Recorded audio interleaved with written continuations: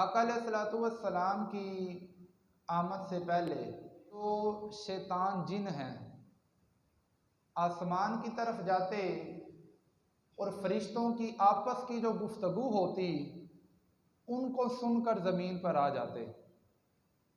अल्लाह रब्बुल इज़्ज़त फरिश्तों को जब हुक्म देता कि जी फ़लाँ बंदे की अब जान निकालनी है, इस वक़्त में तुमने बारिश भेजनी है, इस बंदे को इतना रिज़्क देना है, तो अल्लाह जब फरिश्तों को बताता और फरिश्ते जब आपस में गुफ्तगू करते तो जो शैतान जिन थे वो आसमान की तरफ जाते और फरिश्तों की बातें सुन लेते।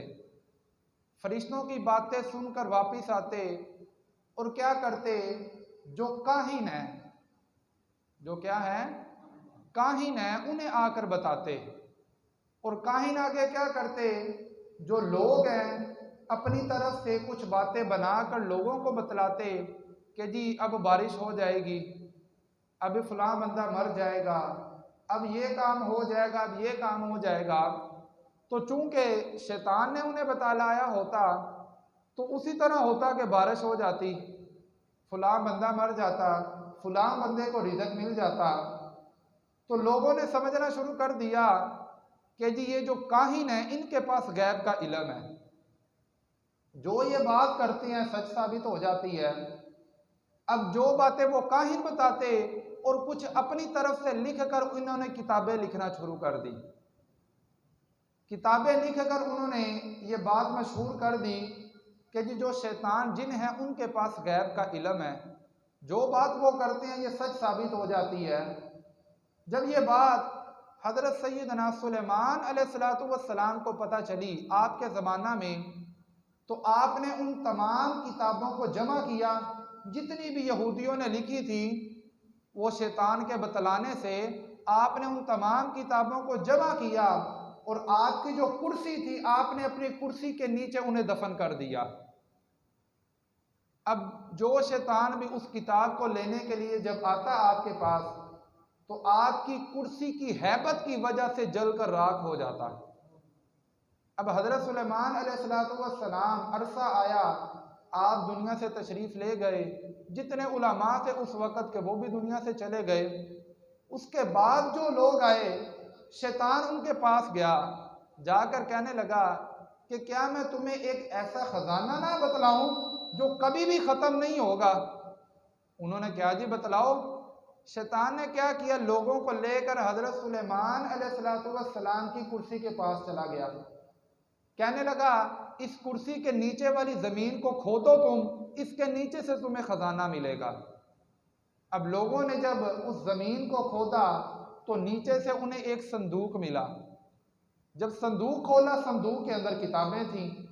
शैतान उन्हें कहने लगा कि जो तुमने देखा कि हज़रत सुलेमान अलैहिस्सलातु वस्सलाम ने इतनी बड़ी हुकूमत की है, हवा में उनका तख्त चला करता था, अल्लाह ने आपको इतने मोजज़ात अता किए थे, इतनी सल्तनत अता की थी कि किसी नबी को अता नहीं की। जिन्नात आपके कब्जे में थे, हवा आपके कब्जे में थी, चरिंद परिंद हर चीज़ आपके कब्जे में थी। शैतान कहने लगा सुलेमान अलैहिस्सलातु वस्सलाम को जो इतनी ताकत मिली थी, इतनी सल्तनत मिली थी, इन किताबों की वजह से मिली थी।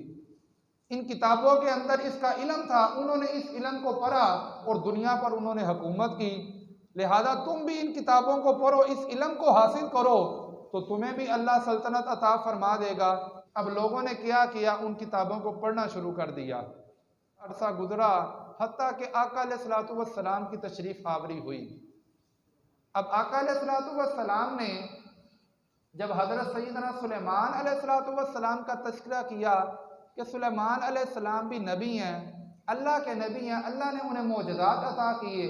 यहूदी कहने लगे कि जी सुलेमान तो अल्लाह के नबी किस तरह हो सकते हैं, उन्होंने तो जादू की वजह से दुनिया पर हुकूमत की है, हमारे पास उनकी किताबें मौजूद हैं, आप कहते हैं कि वो अल्लाह के नबी हैं।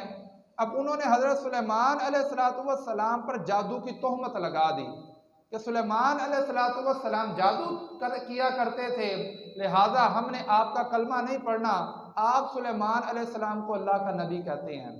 जब इन्होंने ये बात की तो अल्लाह रब्बुल इज़्ज़त ने कुरान पाक का नज़ूल फरमाया। अल्लाह ने इरशाद फरमाया कि वत्तबअू मा ततलु शयातीनु अला मुल्क सुलेमान। हजरत सैयदना सुलेमान अलैहिस्सलाम के ज़माना में लोगों ने सुलेमान अलैहिस्सलाम की पैरवी नहीं की, बल्कि शैतान की तरफ से जो उन्हें जादू मिला था उन्होंने उसकी पैरवी की है। वमा कफर सुलेमान, सुलेमान अलैहिस्सलाम ने कुफर नहीं किया, क्योंकि जादू तो होता ही वो है, शरीयत के मुतादाद होता है, उसमें कुफरिया कलिमात होते हैं। तो सरकार ने फरमाया कि सुलेमान अलैहिस्सलाम ने अल्लाह का इनकार नहीं किया, बल्कि इनकार तो शैतान ने किया, और शैतान ने लोगों को बतलाया कि जी इस तरह तुम अमल किया करो।